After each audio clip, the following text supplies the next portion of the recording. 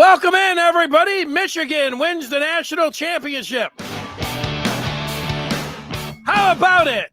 34-13. Jim Scarcelli, the former Wolverine, is here. Scar, it took 26, 27 years, but Michigan back in the winner's circle, and they are the national champs of college football. The last one standing, there they are. It's the maize and blue. Hey, Danny, I'm in shock over here, man. It's just it's hard to really. I'm just comprehending it because it's going to be so impactful for these guys the rest of their life.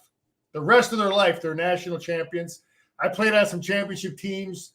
This is going to be special for them because you'll never forget it. It's what you're always going to have that ring. It's always going to be part of a conversation of what they are. 15-0, 15 straight games. That takes great coaching, that leadership from coaches, leadership from playing, no slip-ups. Or when there were, we found ways to win. But, again, we didn't play perfect. We made some mistakes, but we were better than them.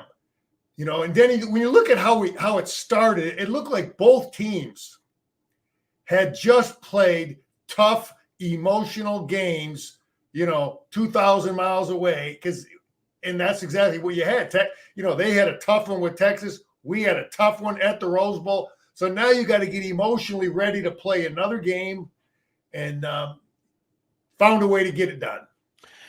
Yeah, this one will stay with you for the rest of your life, and you'll talk about each and every one of these games, every single play, every single player. You know that when there's 5, 10, 15, 20, 25-year reunions, they'll be coming back. I mean, this team will be canonized, and, they deserve it. All the things that they had to go through this year, Jim Harbaugh, what he did to turn this thing around in 2020, now to get all the way and get up to the mountaintop. It's an amazing story. And I don't know, man, Michigan came out so great in this game, but then, Washington came back in it. And then a lot of people were moaning and groaning about the play calling and, man, this one's going into the fourth quarter. And I get that, man. It looked like, this one, the last, 7 or 8 minutes after the Sainristil interception or really after Michigan made it 27-13, it looked really good. But, man, prior to that, people were really freaking out thinking, but because it was a close game and Michigan, had all their opportunities. But that's a lot of times you get into a championship fight, man. You're not just going to blow the team off the field and, everybody making great plays. It's tough to get there, but they did it. And I don't think people will remember about all the groaning and stuff they were saying in the third quarter about Michigan letting this one slip away, because they didn't let it slip away. They grabbed it, and, they're the champs. Yeah, I had that as one of the things I thought we had to do to win was that we would have to be continue to be creatively unpredictable offensively, and that's what we've been doing all year. And we kind of got back into that rut. Where Washington was playing cover 0 on our 30-yard line to stop us on that 1 3rd and short. But then the bottom, and then when we opened it up with the Cornelius, we tried to, though, on first down, Cornelius Johnson dropped the ball right in his hands. But the big pass to Loveland, though, that was when our coaches said, look, we got to throw it on first down. But Danny, these were the things that we did, though. We could say what we want about our offense. No turnovers, man. No turnovers by our offense, okay? And then we talked about stopping the run, stopping their running back. Danny, watching that game from a defensive perspective, a defensive player, coach, it became like a 7-on-7 game for our defense. I mean, they didn't even try to run the ball very much as we continued. We didn't let them. They didn't score touchdowns. No bombs over our head. They did have some long passes. Some of it got called back. There was the penalty. We did tackle pretty good in space. I said that was something we had to do. I said we had to be good in the red zone, okay? And we were pretty darn good in the red zone. And we had to adjust. And that was one of the first things I had in our notes. Defensively, they do so much stuff. They beat people with scheme, formation, shifting, and all this stuff, which I compliment the guy for doing that. Okay. and they fool a lot of people. But you know what? They did not fool Clinksdale and Minter and our guys. Now we had some blown coverages today. We had some misalignments, and that was because of, you got to give Washington credit for some of that stuff. But in the long run, you know, we did the majority of the things we said we had to do to win this football game. Yeah, and they get into the fourth quarter, and there's a 3-and-out. There was a huge play that the refs, they call a holding call on their right tackle.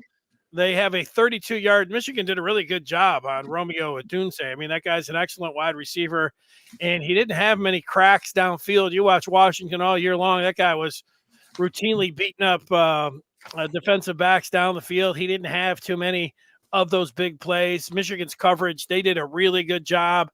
On that particular one, there was a blown coverage, and then, you know, I don't know, it seemed like a little bit of a break Michigan got on that one. But right after that, that's when Michigan seized control. The big play to Colston Loveland, and then Corum and Wilson had a big catch on that drive. And, you know, they hit the upright, which was something these last two games, special teams, a little bit dicey, that kicking game. But to make it 27-13, you know, there was a point where the way Washington was punting the ball, I don't know if they were low line drives or Michigan was a little bit spooked about their punt return team and ability to catch the ball or inability. They're like telling them to get away. I mean, you could tell how fragile that can be, because it became one of those things that was an issue. You know, yeah, I don't know if that was by design. If they work on that, Washington works on that line drive deal low, or if the kid was just shanking them, but they were getting good breaks on it. You know, and some of that might have been coaching. But I would, you know, real quickly on special teams, our kicker was good on extra points, you know, and then we made two field goals. So, you know, that was good. But what was frustrating was our kick return. We started the game off, you know, on our 15-yard line twice when we received kicks. I don't know what, you know, what that was all about with Morgan in there. But in general, we had good punt coverage. Our punt return was okay, but special teams were not a huge factor. We definitely didn't lose it here, but you know, it was okay. It was good enough. Yeah, and, you know, the third downs, I mean, Michigan got into this. What did you think, Scar? I mean, was there ever a point where you thought, oh, man, they're really putting themselves in a situation where they're letting this one get away? Or did you think that this is just how championship games go, and, you know, you never felt like, you know, Michigan was in any trouble? Did you feel like they were in any trouble? Oh, yeah, Danny, I've never felt this game was in – I mean, listen, Washington – dropped balls. They had the kid in the flat wide open. They had a lot of opportunities, and, you know, they didn't exactly you know, make plays, which you have to do to win games. But you know, we got stopped on that fourth down. You know, Jim decided to go for it, and that led to that one drive, gave them momentum at the end of the half. Yeah, and, you know, they defended it, man. We ran the same route twice. I don't know what we were seeing, what our coaches were seeing. All right, let me jump in there. So Michigan gets it down to the 38, and so they're not going to kick a field goal. They're not going to punt. So, you know, I think people understood going for it there and going for the juggler. You can almost put away, you know, make a huge statement in that game. But then Michigan called the timeout, which was big later on in the half. They could have had that in their back pocket. Why did Michigan call the timeout? I think he just thought he'd have more time, you know, time on that drive. You know, if they do score, and then we have you know, it would have extended the amount of time we had. And then, you know, Cornelius Johnson was very average today. He should have got out of bounds there at the end of the half. You remember that? Well, right, yeah, that was. Yeah, you know, so I think Jim was trying to, you know, let's maximize our time. That's 30 seconds that we saved, and not let them run it down to you know, nothing, and then score a touchdown. So I understood what they were doing, but yeah, we you know, we didn't do a good job at the end of the half there. Yeah, I didn't think this game, like, it wasn't in the bag, but, you know, there was a part late in the third quarter where you're like, Michigan's 0 of 6 on third down, and they're just, they're running the ball. They're like, I didn't think that they were just going to be able to tough it out on the ground and protect a 20-13 game. And it kind of felt like that's what they were trying to do. But then JJ ran on 3rd and 8. He went busting into the secondary. Michigan still had the punt, but that at least felt like it got them going a little bit. And it wasn't until that play to Loveland, Michigan's second possession in the 4th quarter, then they got it to Wilson. They did get, I know Herb Street called it, they got into a little bit of a rhythm there, and, it was hard to argue with that. And then Corum had the touchdown run, 27-13. I felt good at that point about Michigan's chances. And then, of course, Sainristil coming up with the interception. That felt like it was over. That was the dagger, the nail in the coffin. You knew that the ball game was over there. But, before that, I mean, there was a lot of stuff that was going on. Yeah, Denny, we're at our best offensively when a team doesn't know what we're going to do on first down. If they know we're just going to come out there and try to slam it on first down, let me just talk about some things I had on our offense. We came out with 2 backs. We had Bredesen in there leading. We had a nice little run that first drive. We hit Kojo on a short route. And then, Denny, the big Donovan Edwards runs, I mean, I hate to say this, but, I mean, he ran that ball into nothing, and the Washington defense just lost track of where he was. They were not that was as good of a run it was for Donovan.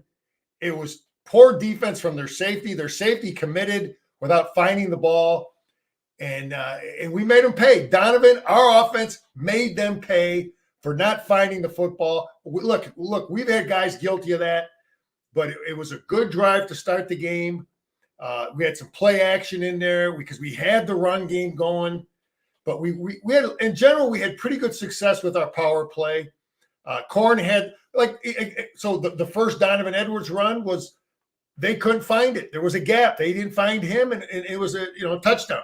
The big run Corum had was a misalignment on their defense. They were not lined up right. We gave them a formation. There was a huge gap. We made them pay mentally. Okay. And let me some things about JJ. Our quarterback played better than their guy. Okay. Their guy threw picks. Our guy didn't throw a pick. He secured the football. He made some good throws. And, I thought JJ was good. I'll jump in. Hey, JJ's a championship quarterback. His record speaks for itself. If he wants to go to the NFL, he'll probably be a first-round draft. He didn't play a very good game in this one. I know you mentioned that he didn't throw any interceptions. He did have that run, and I'm not down on him at all. In fact, it's the opposite. But it's not like he went out there and you watched him and said, "Wow, man." If this is the first time you watch JJ McCarthy, you're not thinking, "Man, he missed a lot of passes," and actually. It was a little bit like that against Alabama, but he did play better than Penix, who I don't know. I'll give it up to Jesse Minter. Washington, what they do, they whip the ball down the field and they get huge chunk yardage. They didn't get any of that. They had none of it.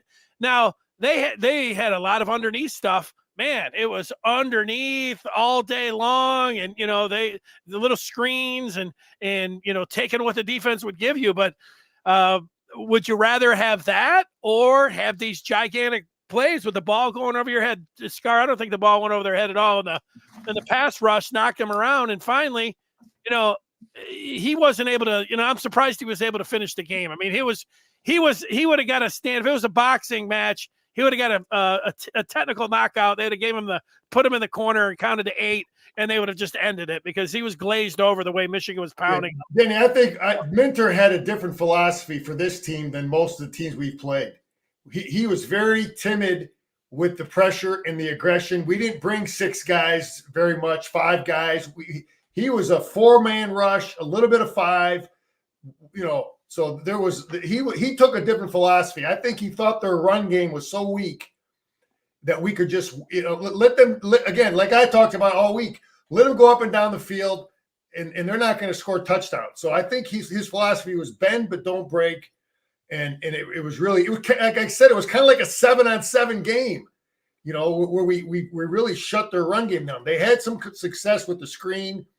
I was yelling at McGregor. He lost contain a couple of times. We lost contain. We weren't sound at times. I thought our secondary lit the ball outside. Our secondary was really stressed today because it's what they do. But one of the problems, I thought we lit the ball outside the defense. Our secondary did a couple times. We weren't forcing it back inside to the rest of the defense. But then again, our defense did give us a stop, Danny. 4th and 7 on the 50-yard line. Our offense didn't do anything with it. I was upset with that.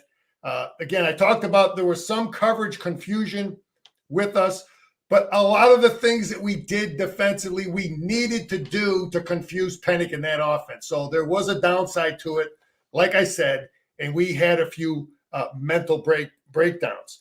But I thought our edge guys were sound, lost contain. I thought Harrell gave us good pressure. Stewart had a nice play on a screen. We got him stopped in there. McGregor did some decent things. Our inside 2 guys, Denny.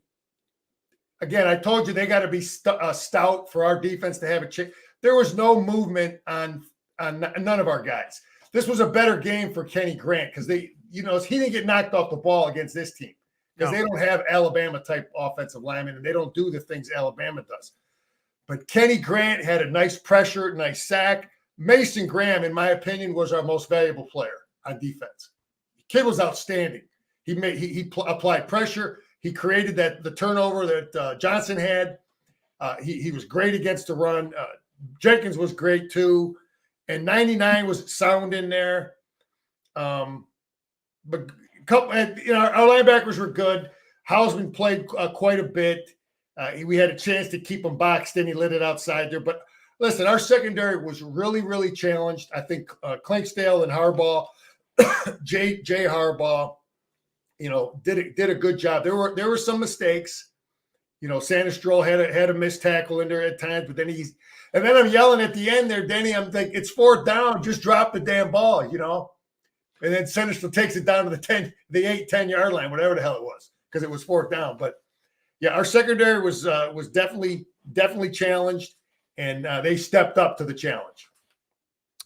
Yeah, they sure did. Good point on the first play of the second half. Will Johnson's interception. Mason Graham collapsed that pocket. He was the MVP of the Rose Bowl. And if they gave him the MVP defensively, probably they give it to Sanders still or because of that pick. But, Graham, they could go right back to him. He was awesome in this game. So, from that part, Sanders still had a big tackle. I know he missed one, but he also had a nice one in the first quarter where he was out there by himself and he was able to I think there was a coverage breakdown there somewhere, maybe with Rod Moore. I think there was some confusion there. Rod Moore, I think, should have been helping him on that route. Yeah, I'll remember this game. It looked like Michigan with the Donovan Edwards runs and the way things were going, getting up 17-3. I thought they were going to run away with this one.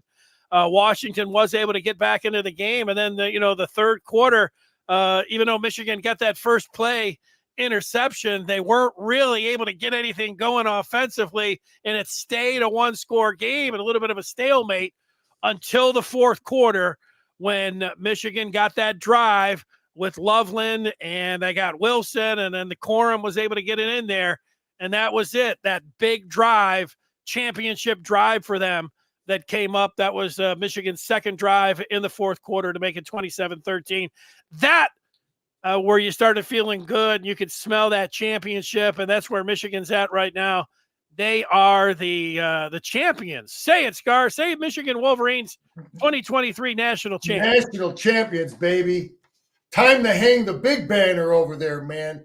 But what else do I got on offense? Denny, I'm wondering if Jim and our offensive coaches, Jim said, listen, these guys aren't going to score a touchdown against that defense. Okay, as long as we don't let them throw it over our head. Some of that might have been the confidence that Jim had in our defense, why we were so darn stubborn with our play calling there. But anyway, red zone defense, man. We were good. We kept them that field goal down there.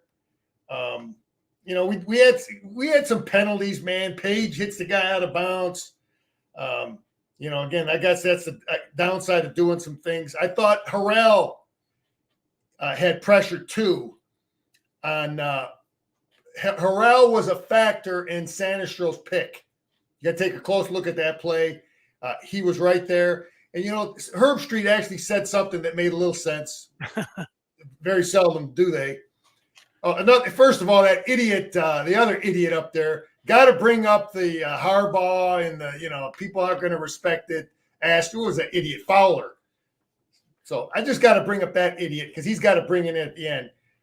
But we did a great deal of pressuring Denny while only bringing 4 guys. And that was one of the things Herb Street mentioned. We had, we didn't get Penix on the ground, but we rushed him. We made him uncomfortable. And there was just enough where he just couldn't set his feet and get real comfortable back there.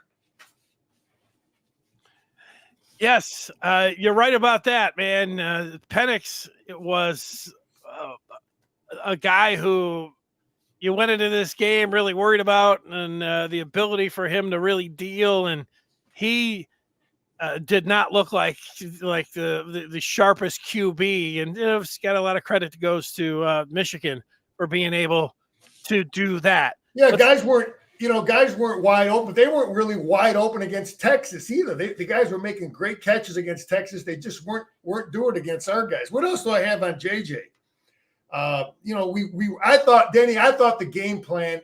See, if I'm defending Michigan, if you start running JJ early in the game on the RPO stuff, we did it. After he had his big run to get us out of trouble, we ran him to the sideline. Remember that the very next play?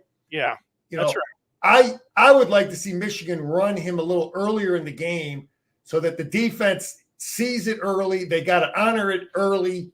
I thought we'd see more JJ run early in the game.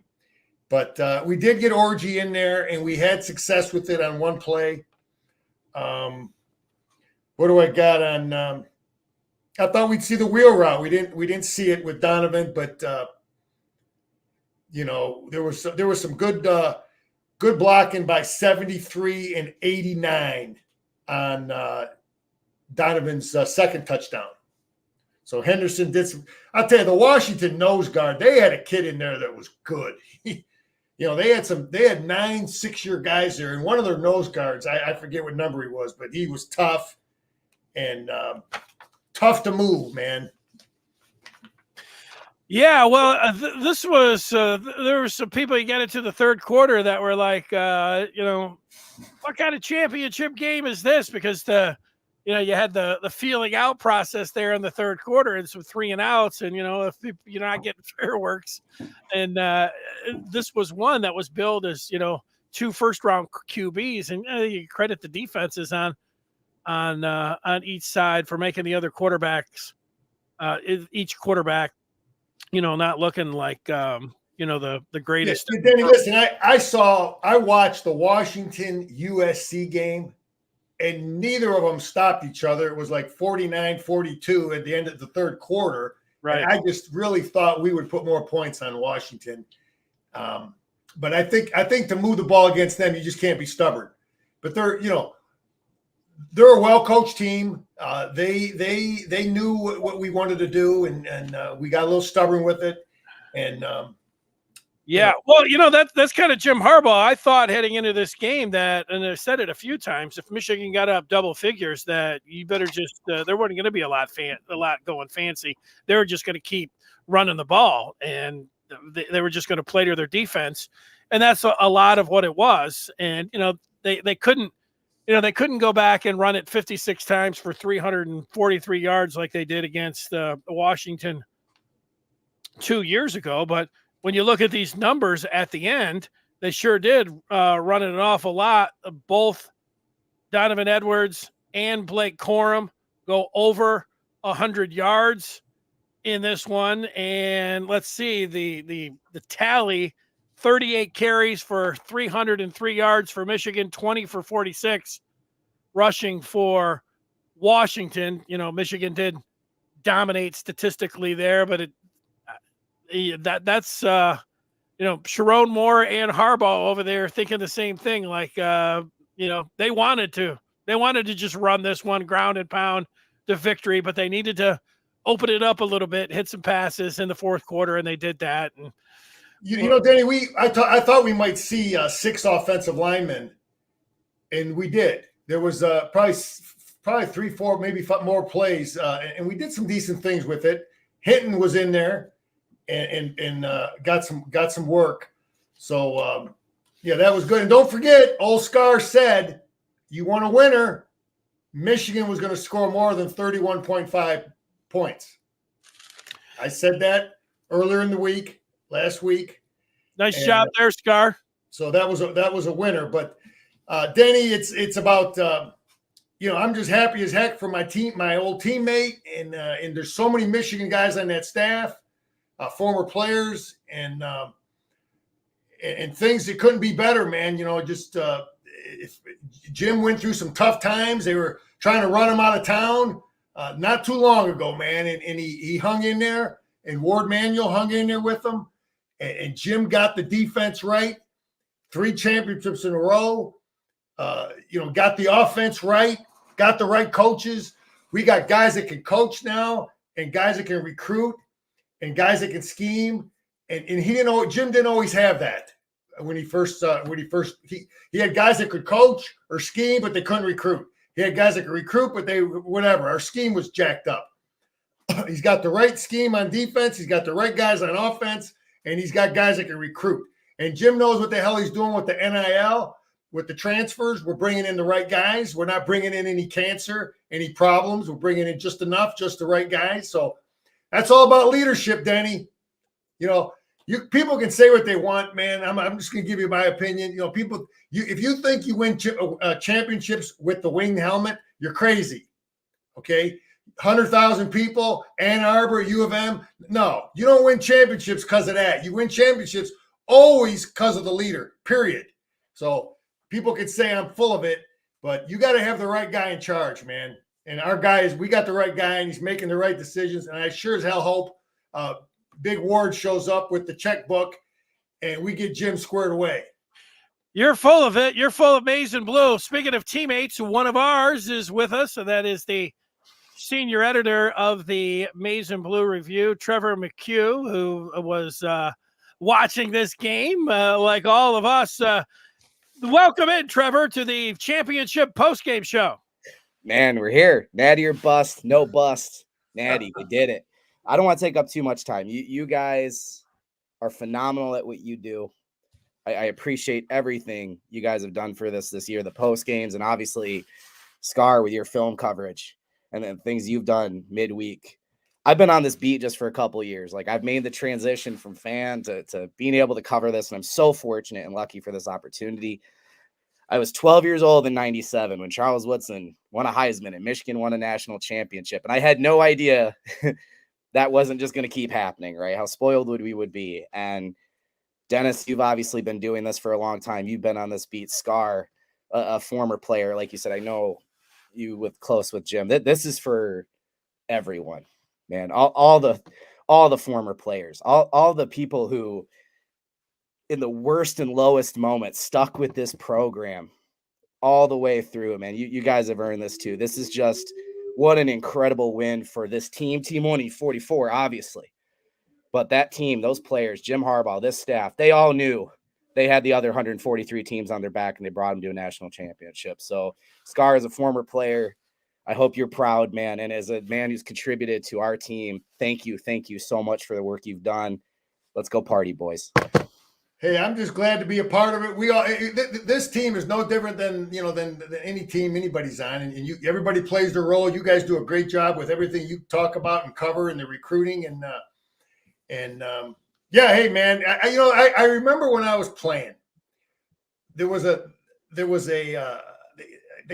somebody painted a picture of an eye, a big eye. It's not my wall.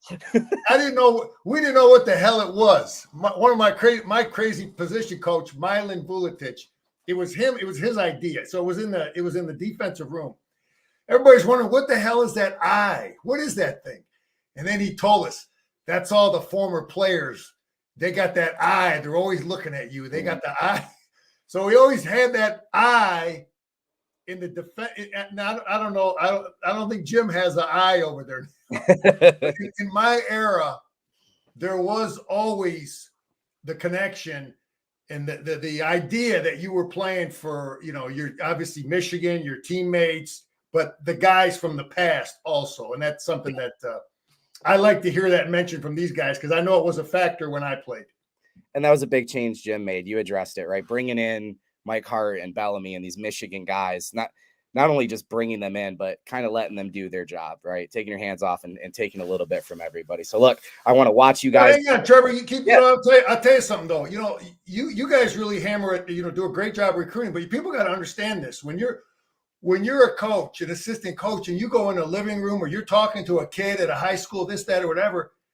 But if you actually went to that school and you played in front of 100,000 and you lived that life for 10, 20, 30 years, however long you've been out, it has an impact on the message you're selling to that kid. Yep. I remember I got recruited by the guy at Michigan State. He was a former player, and I almost went there, and he was impactful because he had played there. And it matters. So Jim understands that, but those guys can coach too. Yeah. They're damn good coaches, and yeah, man, it's we're happy guys, Big D, all of Michigan, baby. Yeah. I'm glad Trevor put that Michigan hat on. I thought he was the defensive coordinator for Washington for a second. I'm not hiding today. We're decked out. Give me something. Give me the thing that stands out in this game. Like, what do you think will be the play that will be remembered the most out of the championship game tonight, Trevor? What are you going to go with? Obviously right now the Saints are still interception and fighting for the 81-yard return, because you knew if you got into the red zone with Washington, you could score points, right? They only got the 3 points out of the Will Johnson interception, right? So to be able to get up the field and finally put them away, because on paper it felt like Michigan was dominating this game, right? And they just stayed around. But at the end of the day, it was just Michigan being committed to what got them here, right? They ran the ball. So good to see Donovan Edwards get 2 big runs. That's a guy it's just easy to root for. He was so candid during media days about some of his mental hangups he's had this year.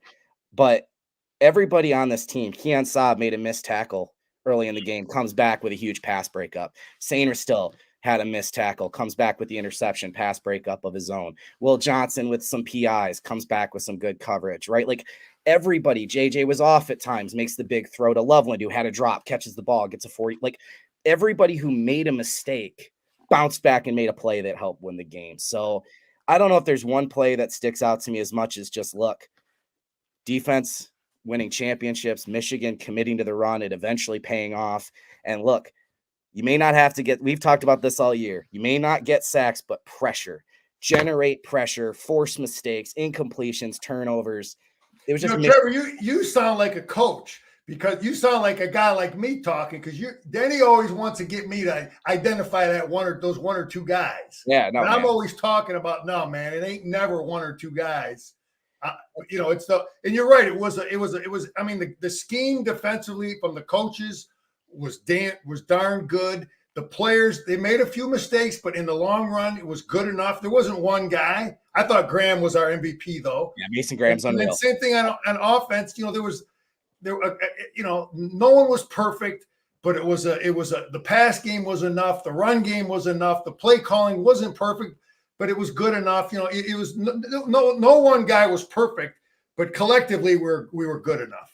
Well, the real answer, and Trevor, I'll give you bonus points because you're right. There really wasn't. I mean, you could have said the Blake Corum 12-yard run that put Michigan up 26-27 to 13, even though Turner banged the upright, which was a little bit scary there just for a second. But it was that drive. If you were going to ask somebody, you'd say, well, it wasn't one play, but there is one drive, and that was Loveland for 41 yards, couple Corum runs, Roman Wilson for 12 yards, and then Corum 2 times. 1 for 3 yards, and then he punched it in.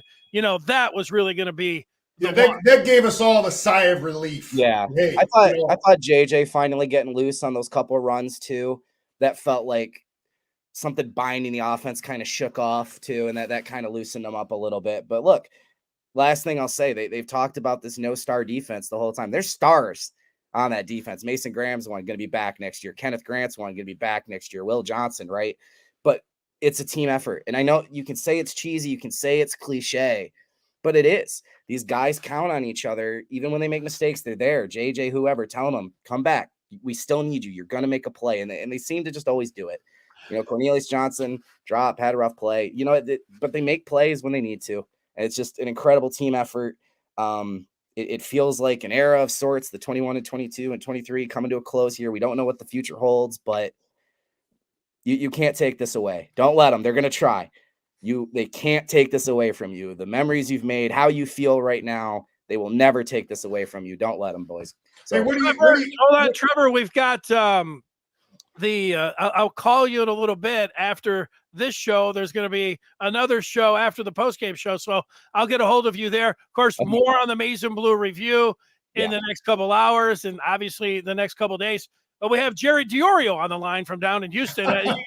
You can stay on, or you can stay on. I'm gonna go celebrate with my buddy who I. All right, Trevor, go blue, baby. Thanks, guys. Thank you so much. Great to be a Michigan Wolverine. There he is. Thanks to Trevor. That's Jerry Diorio live from Houston. Jerry, we hear you loud and clear. You just came in with the Scars drinking out of a pitcher here on the postgame show. What's happening? What a game. What a beautiful night. It was fantastic. The crowd was phenomenal. It was electric all night long. I mean, the noise was deafening. Just a great atmosphere. And Danny, I think I told you this the other day. Offense sells tickets, but defense wins championships. And that was one stellar defensive performance by the University of Michigan. What a great job. That's hard to get an all-offensive guy to admit that. Jerry, let me ask you, what was it? Was there more of a Michigan presence inside there? Were the Michigan fans louder? I want to say that big time. Scar, I was at the Rose Bowl last week, and I thought Michigan had a 65-35 advantage as far as the fans were concerned. And then they took that sky view, and it looked like it was pretty even. Today, I got to believe we have at least a 65-35 difference there. I mean, the crowd was unbelievable, and it was all Michigan. It was Michigan all up and down. I mean, the one section behind, I was actually sitting on the Washington side. Does that, you know what I'm saying? That's how our presence was. I was actually sitting on the Washington side in the end zone, but on the Washington side. And when you look at the Washington side, there was a lot of maize. There was a lot of maize in the bleachers. So, yeah, it was a definite pro-Michigan crowd. Give us a little bit more of your observations, Jerry. It looked like Michigan was going to run away with this game the way Donovan Edwards hit that second TD on his 41-yarder on the first possession. Michigan's second possession, he gets another TD, and this looked like it was going to be a Michigan rout early on, but obviously Washington was able to seize back a little bit of that momentum and make it a close game going into halftime. What did you think? Well, I thought the first fourth down we had, I thought we should have set it up better on the third down, and I think we would have scored. And I think it would have been kind of a backbreaker at that point in time, because at that point in time, I think it was 14-3. We just got an interception. We came down, and we're sitting at 3rd and 4, and then we threw a couple passes. I think if we would have run the ball on third down, set up a very manageable fourth down, 4th and 1, 4th and 2, I think we get it. And I don't think they had a real hard time with our run game. I'm sorry. Scar pointed it out to us on a text message that we needed to do what Arizona State did to Washington on defense. And so I went back and I looked at that film a little bit. And what I saw was Washington had a real hard time making tackles where the hit occurred. In other words, yards after contact was huge for Arizona State, and I think you could say it was huge for us tonight. Both the Donovan Edwards runs were bottled up, but there were holes, and Donovan found them. early in the game, the first play of the game, there was a huge hole, and I Blake kind of missed it. He went the opposite way, but Donovan was able to hit into the pile and navigate right to the hole, and then hit it and exploit it, and there he was gone. It was Donovan's night tonight. He was ready to go, and late season Donovan came through again. Yeah, hey Jerry, I was just getting a flashback. You were showing Denny was showing a picture of some of the guys partying and celebrating. I have a memory of my last game as a Wolverine at the Fiesta Bowl, and we beat them. And Denny, the party lasted all night. We never slept. We never slept till we got on the plane the following day. So that's why I have a 5 p.m. plane tomorrow, Scar. That's why I scheduled 5 p.m. tomorrow. That's experience. I plan on staying up all night.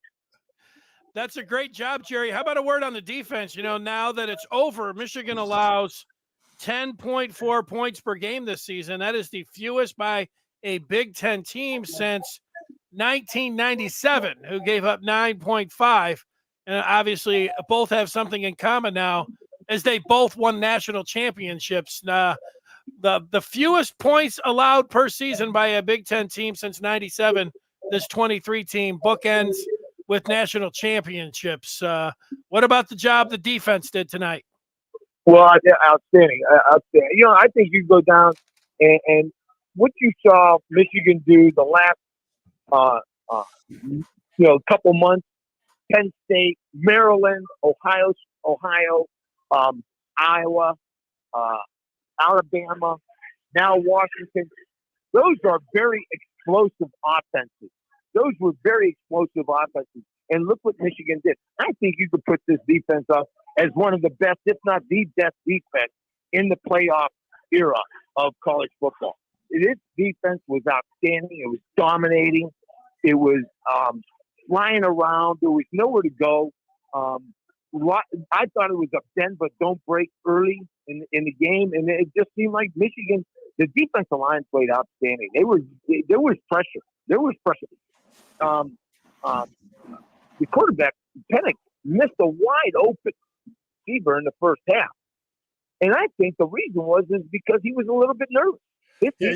Jerry, he was running around a little bit, but one of our call-ins here, blank name, talked about Penix being a system quarterback, but I mean, we took away their run game. They had no inside run. I mean, he had no help from a run game. No run game. That's what you want to do. You want to make them one-dimensional.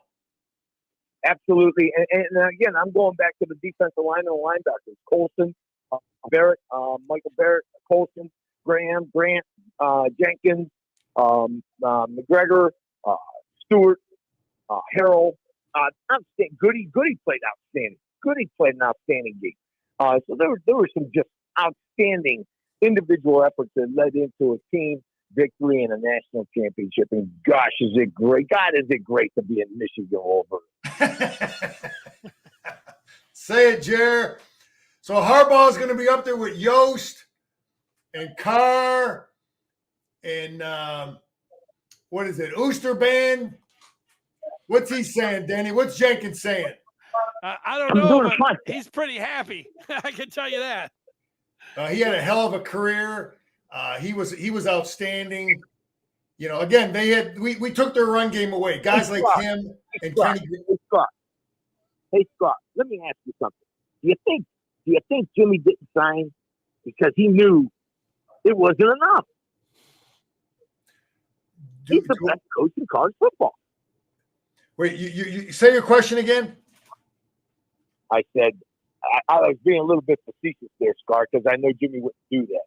But I'm saying he hasn't signed his contract because I think he's holding out. He knew he was going to win a national title, and it just ain't enough money yet. I'm just being facetious, but he's the best coach in college football.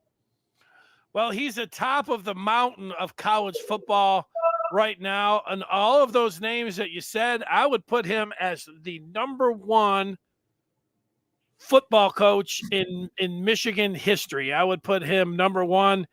He was top 5 college football coach, and obviously he's hard to argue that, Denny. It's hard to for you. Yeah, I mean, if you want to go back to, we've got the scroll here. Michigan wins their 12th national championship, and you start going through. And if somebody wanted to say, well, Fielding Yost won in 01, 02, 03, and 04, and 18, those are a lot of championships. And then 47 and 48, I don't know, Fritz Chrysler and Oosterbahn kind of like they went from one to the other. I think you can make an argument there, but what Harbaugh has done these last 3 years, and I say culminate, at least we're sitting right now with a national championship in this new era with everything that's going on. I'll put him number one. Well, think about this, Danny. How hard is it? How much harder is it to win a Big Ten championship nowadays than even when I played? I mean, when I played, we won a Big Ten championship. We didn't have to go to a championship game. And so now these kids and these coaches, they not only have to win a Big Ten championship, they got to go re-win it in a conference championship game. And 15 games, Danny, that's a tremendous amount of pounding on your body, of concentration, of sacrifice and discipline. It's just an amazing feat what these guys have done and what the coaching staff has done. Just unbelievable. And Denny, it'd be really hard to argue what you just said. Well, guys, Denny, something too, though, that you have to have what you need to have as a head football coach now in college football. 5 years ago, you only had to be a good recruiter, good schemer, hire a good coach. Now you have to be masterful in the transfer, how you handle it. You've got to be masterful in the NIL, how you handle it, how good a job you do in that department. So your job added two big factors now to your ability to compete. You got to have all kinds of skills to be a successful head. And Jim is beating those guys in all those areas now. All those little things matter. A good point. Jim Scarcelli, Jerry DiOrio, both former Wolverines, and they are on the line here. Jerry is down in Houston.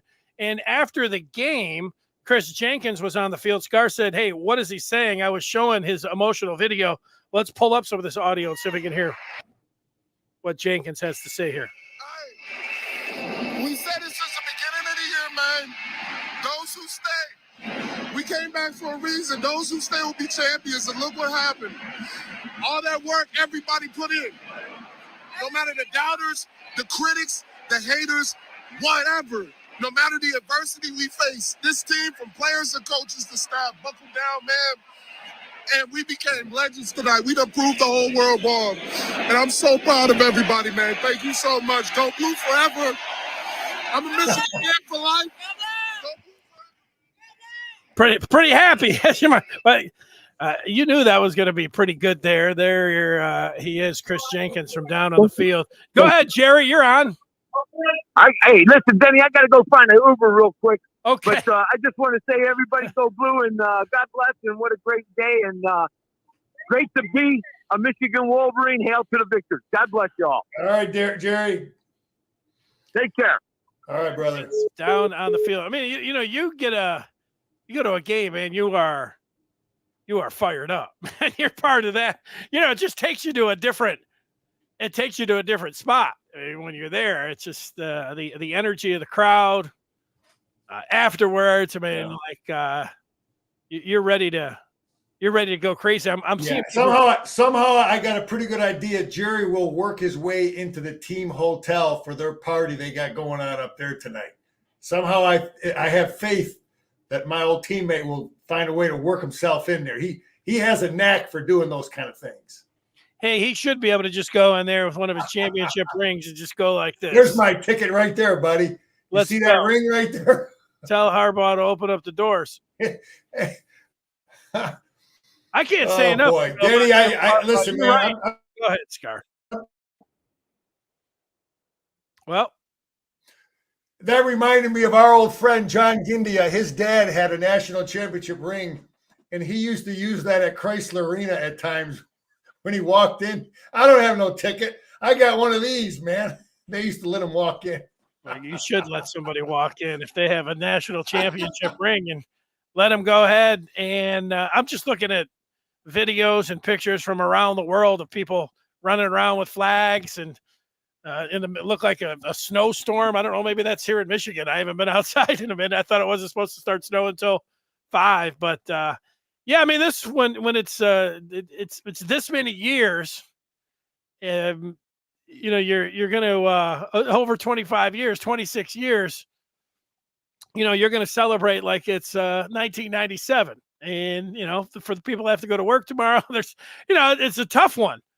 You know, you're sitting here and you get so fired up, and then what are you supposed to do? Just say, okay, I'm going to sleep. I mean, that's going to be a hard thing to do. Yeah, and you know, the Michigan fans are loyal. We went through some tough times, and we've been tested, man. The fans have been tested, the followers have been tested, just like these football teams. But now we got our program where we want it, and it's just a matter in the, you know, the battle of maintaining it, man, keeping that hunger, you know. But we got the great foundation. You got the right. Jim's got everything, man. We got the right strength coach. We got all those little things are in place. So the guy made history tonight, man. He's going to be a legend. And Danny, I'm going to wrap up my end over here. And just say that you know, I'm just glad to be another Michigan guy like everybody else that's Michigan fans, and we're all, everybody's happy, everybody's fired up. Our guys did it with class. Didn't play a perfect game, but outplayed them, outcoached them, found a way to win, found a way to come back from Pasadena after a tough emotional victory, come back at 7 a.m. and get ready and go to work again, and then fly out a couple days later. And, you know, these guys will be champions, national champions for life. They deserve it. And I'm damn proud of the coaches and the players, and to be able to wear my Michigan stuff, baby. So go blue. That's my final thought, Danny. Great job, Scar. For everybody that's watching this, I'm going to put our podcast up on the Maize and Blue Review. I'm going to grab something to drink, and then I'm coming back for a little after show, after the post-game show. I don't know. That'll be about 20 minutes from right now. We'll be back here on the Maize and Blue Review. I'll pull out a championship hotline phone number if you want to call in. We'll get that going for you. So for Jim Scarcelli, I'm Dennis Fithian. This is the Michigan Championship post-game show. What did they end up? 15-0, Scar, huh? 34. That's a nice number right there, baby. 34-13, the only undefeated team left, and it's Michigan. We'll talk to you soon. Go Blue.